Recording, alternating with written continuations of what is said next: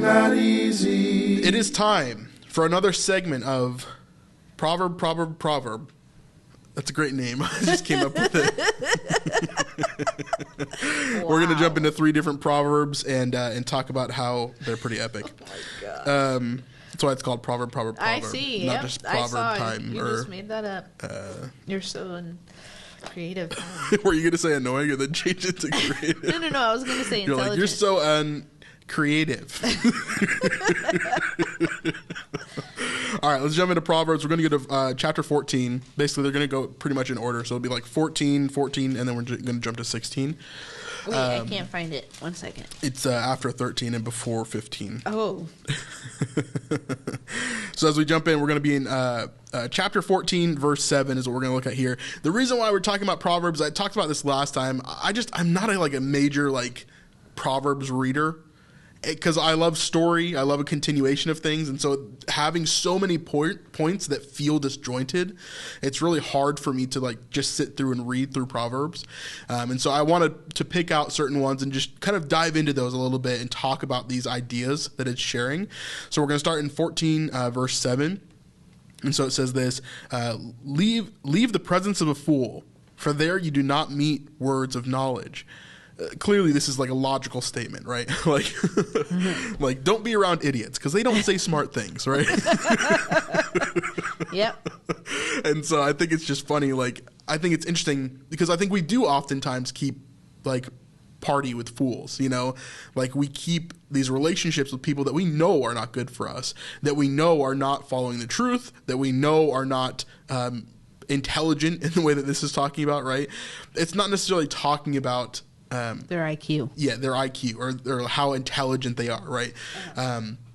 What this is talking about is those that follow God and those that don't. Those that follow are obedient to what God has for them, or they are not and they just do their own things, right? That is a fool. And Proverbs talks about that all over the place.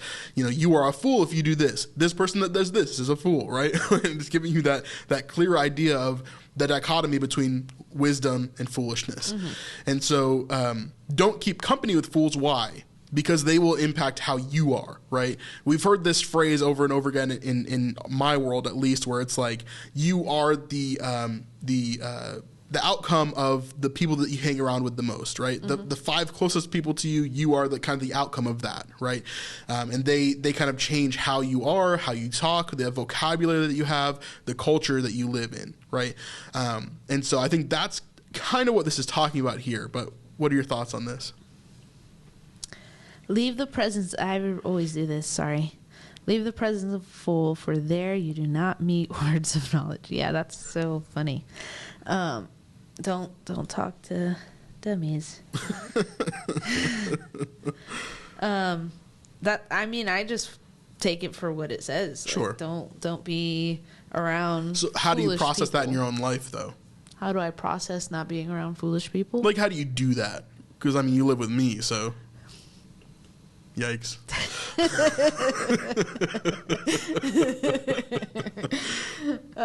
Just kidding. I don't know. I don't let people influence me that have weird ideologies. Mm-hmm, mm-hmm. I sometimes try to be in their presence to impart wisdom. Not Sure. I'm this super cool people, but if I'm seeing somebody go left when they should be going right, I try to see if I can stay there so to nudge them more in the right direction. But if they're not listening, then there's nothing I can do, and I depart is usually what I do. Yeah, I think this is again, I think this is talking about influence. So exactly. We talk about all the time, for example, we talk about Romans where it's hey, you should be in the world but not a part of it, right? You should you should renew your mind, sort of thing. So in that vein, right? It's a similar thing where it's you need to be in the world but not a part of it, right? Don't keep your company with fools. Mm-hmm. And so this isn't talking about don't go around anybody that doesn't follow God, right? It's not saying isolate yourself from the entire world because you'd have to find another world in order to live on, right? Yeah. Like Paul talks about. Yeah. And so since you can't get out of the world entirely, what it's actually saying is, hey, don't let these people influence you in this way, right? Don't let them be your authorities or your leaders or your, different things. Does that mean that you can't have a job where your boss is a non-Christian? No. It just means that you need to be wary about what that boss is telling you and how he's speaking into your life, right? Which is why it can be a little bit dangerous when we talk about some of these other people that we hang around with or people that we're influenced by, even online, right? Mm-hmm. I think of like different videos or different creators that I listen to, and what people have a place in my heart, what people have a place in my to instruct me, and what people have a place just that I'm researching or I'm looking at or I'm entertained by, right? I think there's a difference there for sure, because there's definitely creators that I watch that are non-Christian, right? But I find their content entertaining, or I find there's something of value that I can gain from them. But there are those that I watch that are definitely people that speak into my life, right? Like John McCrae, for example. I think he's a really, really solid Bible teacher. I think the things that he speaks about in terms of culture are really solid all the time. Another one of these would be like Isaac David, who's coming on our Israel trip as well. I think that he's a really, really solid biblical teacher. Mike Winger is another one where I really trust him to be able to speak into my life and to be able to show me true things. And I didn't come about these things just because, I saw them and they sound cool, right? Or they sound good. But I come to this conclusion because I have seen much of their content, right? Many of their videos. And discerning, weighing it against the scripture, seeing exactly what they're saying, and coming to the conclusion of, okay, they do speak truth. And they resonate with the spirit that's inside of me, and not only that, but I enjoy their company, right? So like these type of creators are different than, I would say, the standard sort of thing that I allow into my mind, right? But I think that you should still be careful with all of that kind of stuff. We talk about music as well, right? Do we keep the company of Kanye or Beyonce, right? Are those really the best people that we should be listening to, Taylor Swift, another one, very popular one right now. But there's a lot of these different things that kind of speak into that too. So any thoughts on that? No, that was good. Okay, let's move on. Let's go to 14:27. And we'll go to that one. So next up, we've got Proverbs 14:27, which is, "The fear of the Lord is a fountain of life, that one may turn away from the snares of death." So this is a really interesting one, because I think the fear of the Lord is something that either people get entirely wrong, right? Or they just don't fully understand. And so it's like, I'm not going to be afraid of God. Like, he's my daddy God, Oh, gosh. My goodness. And so I think that a lot of people, like we've taught in church, like, oh, God is Abba Father, right? He is Daddy God. He's this entity that is so close to you, right? Like there's a song that we used to sing, "You are closer than my skin," right? And so it's this idea that God is so intimate to you that he's so close to you, which is true. But there's also this idea that God could kill you at any second, Like he could just take you out whenever he wants. And the power of God is so much that it's stronger than an earthquake, it's stronger than a tornado, it's stronger than a hurricane, it's stronger than lightning, like it's stronger than the earth itself. There's nothing that is greater than God. Right. Not gravity, not the universe. Like he's stronger than all of those things, right? And he could stop it in an instant if he wanted to. Right. And so understanding that, a lot of people will say like, oh, this is more than just like a healthy respect. It's an actual fear, right? Yeah. So what does that look like for you? How do you think about the fear of God in that sense? Usually when I think of the fear of the Lord, I think of Proverbs 1:7. "The fear of the Lord is the beginning of knowledge. Fools despise wisdom and instruction." So, man. And what was yours? "The fear of the Lord is a fountain of life." Yeah. Man. The fear of, we have to fear him. He is the Alpha and Omega, beginning and the end, omniscient, omnipresent, everything. You know what I mean? He sits outside of space and time, Yeah. Like, how can we not fear him? But how do we reconcile those two things, right? Because I think that's the dichotomy, that's the issue that a lot of people struggle with, is like, how do I sing "You are closer than my skin," and at the same time be so afraid of him, right? Like having that fear. Because he died for us. You know what I mean? Mm-hmm. Like he died for, like, it's not just, yes, he can take us out in a once, I don't know sayings. What's the thing? The floop. What? What language are you speaking? In one? Okay. One fell swoop. Thank you.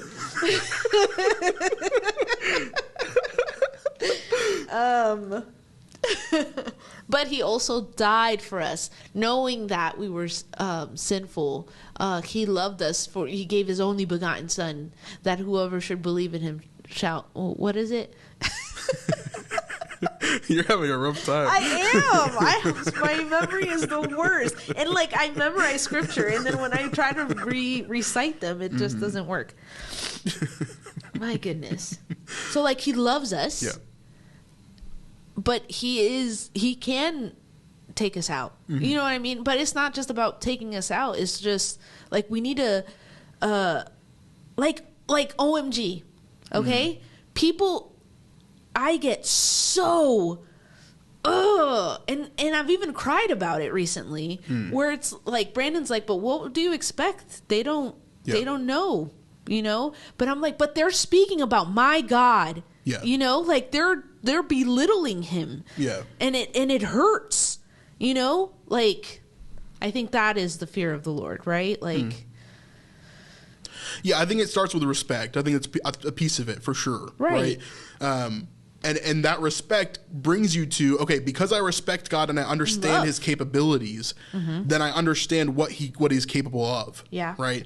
And that includes just getting rid of all of us because he can. Right. And anything that God, like he could do anything that you can imagine. Right. Like a parent. Other than sin. I guess he can't do anything you can imagine. My goodness. I was gonna say like a parent, like you fear getting grounded because you're doing something bad, right? Yeah. That's the same type of daddy God type of thing, right? Like we're that's my example. Yeah, I think the fear of the Lord is extremely important. I think it's something that a lot of Christians today don't really fall into because they're just on this other side of intimacy with him, where it's like, I want to be as close to you as possible, but if you understand, like, you know, being close to, like, let's use a fictional character, right? Like being close to Superman is probably the most dangerous place you can be because he could crush you in an instant, you know? But it's also the safest place you could be, you know? And so it's like, that's how you should envision God. Maybe not like Superman, but a more powerful version of that. I don't know. But understanding, like, being close to God is the most dangerous place you could be because he could just stop you from existing. But it's also the safest place you could be because he loves you infinitely, you know? And so, letting God have control of your life in that way, I think is really interesting. Okay, let's jump over to chapter 16. We're going to go to verse 24. And right here. So, gracious words are like a honeycomb, sweetness to the soul, and health to the body. So I thought this was interesting. I find that this is very true for me. I'm a words of affirmation person, right? That's my love language. And so for me, you know, I really crave this in terms of, like, I want people to be excited about what I'm doing. I want people to say that this video is good. You don't necessarily like nice words, though. Yeah, I'm going there. I'm going there. Okay. So, as a words of affirmation person, like, yes, if you come to me and you're like, it just makes me feel awkward because I don't know how to respond. You're right? so cute. So, like, for example, I remember, so in high school, basically my youth pastor was like my dad, right? And so I would go to his house on the weekends and then my mom's house during the week. It was almost like I had divorced parents, right? But obviously they weren't in a relationship. And so, like, my youth pastor and his wife were like my second set of parents in a lot of ways. And so they gave me stuff all the time. Like, they brought me to Israel for the first time. And I remember feeling really self-conscious, right? Whenever whenever those things happened, because I wouldn't react in the way that I would hope that other people would react. Right. And because I didn't know how, you know, I still don't. Like, if you give me a gift or something, I don't know how to react to that. Yeah. Like, it's just not part of my nature. Listen, can you put the camera on me? Being married to Brandon. Okay. So anyway, wait.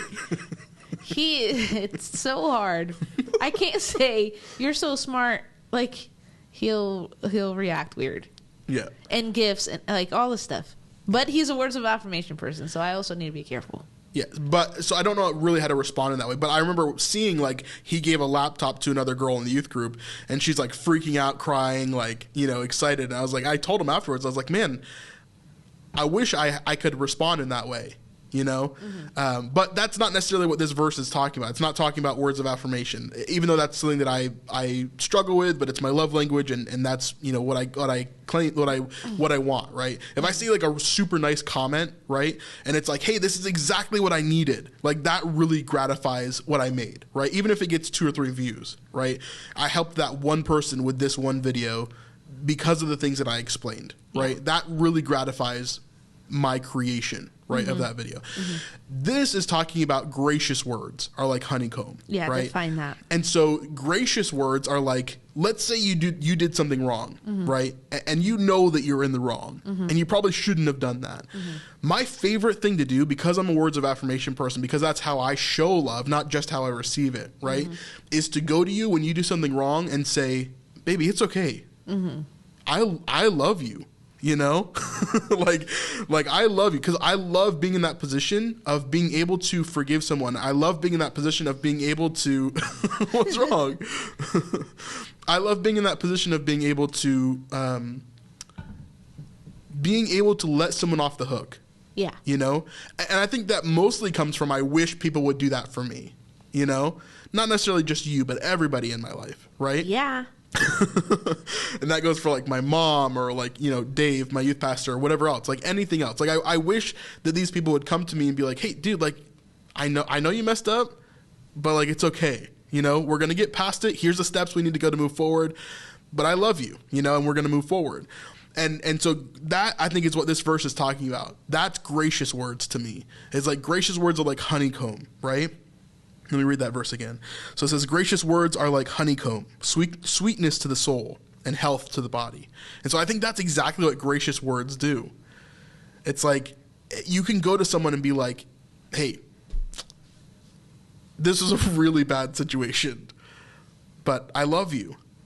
And here's what we need to do to get through it. Are you willing to do those things, right? And that's the point in which they can receive the honeycomb or they can reject it, right? And so, yeah, exactly. What are your thoughts on that one? I really love this verse. Yeah. I don't know. You were getting emotional earlier. Why were you getting emotional? Shut up, they didn't know. You were trying to hide it. Why were you getting emotional? Because Okay. it's annoying. I'm not a words of affirmation person. I don't even know how to react as well, but worse. Like, there's people, like, at work, somebody would be like, she did this, that was so cool. And I'm like, okay, that's enough. Stop talking about me. Like, it's annoying sometimes. But obviously, it's nice, right? But in regards to this, why was I getting emotional? Is that what you're saying? I'm not going to get emotional again if that's what you're trying to do. I'm not. I'm just asking. You obviously had a response to it, so why? Because it's like you said, it's did you hear that? It's like you said, like, it's so relieving to get left off the hook, you know? It's more mercy, though. Yeah, but that's what grace is, right? Mercy is a part of that. Well, whole thing. Mercy is something that I need to practice more. Grace, I'm better at. Okay. Mercy is, you deserve my vengeance, my wrath, but I'm not going to do anything. Grace is more, I guess it's a little bit different. Grace is more like, I'm going to give you something that you don't deserve. Oh, yeah. Mercy is like, I'm going to withhold something that you do deserve. Yes. So I understand the difference there, but I think they work hand in hand, obviously, right? Yeah. So like, a gracious word is like, I am giving you mercy when you don't deserve mercy, right? And so that's kind of what I'm saying here, gracious word. So to me, that means... What if it's different? Okay, what's your interpretation? What did you say were the differences? Mercy is withholding. Withholding something that you do deserve, a punishment that you deserve. Grace is giving something that you don't deserve. Yeah. Oh, I guess it goes. Yeah, you're right. I had to process that mentally. Nothing. It's a beautiful thing to be let off the hook when vengeance or retribution is. You get what I'm saying? Like, yeah. Because I'm a justice person, and I want to. You know what I mean? Yeah. You want people to get their just desserts in the way that they did it. If they did a crime level 5, you want to hit them with a level 6 punishment. Right. Yeah. Sometimes. Yeah. I mean, that's the way your mind works a lot of times. And so you have struggles. For example, like yesterday, there was a situation where, like, part of the situation I did something wrong, but part of the situation was a misunderstanding. And so, like, no, you just did something. okay. Part of the situation was I did something wrong. Part of the situation was a misunderstanding. And so you wanted to stay mad through that, even after I was like, hey, this is just a misunderstanding. Here's the proof of it being a misunderstanding. You're not going to make me cry. I'm not trying to make you cry. I'm just making an example. So, like, yeah. So through that, like, you wanted to stay in that because that's your mentality. Is like, you get stuck in these ruts. Yeah. But like, you did a great job once we got through that and you know, talked through it and everything. But it's hard for you in a lot of ways. Eventually. Yeah. But I think this is something that God could definitely work on. By the way, if you're hearing that like scratching noise, it's our dog just like scratching the floor because she decided to lay down here for some reason. Aww, she's so cute. Oh, my bad. I'm sorry. She did look cute though. Anyway, so this is one of my favorite verses that I've read in Proverbs so far. I really love this idea. Proverbs. Yeah, this is the Proverbs time. Oh my gosh. One of my favorite verses. I said gosh, by the way. Mostly because I think selfishly I want more of this in my life, you know? Yeah. And so, I don't know. What do you guys think about that verse? I'd love to hear your feels thoughts like a for sure. stab. It's not a stab. Okay. It's just a jab. It's not just you. Oh my gosh. It's with everybody. I think everybody could use more of this and use more of doing this in their lives. Yes. You know? If you want to check out this full episode, you can do that on patreon.com/thesnipelife. This is the best way to help us to support what we're doing here on the Better Not Easy channel. Thank you very much. Just remember that following Jesus is better not easy.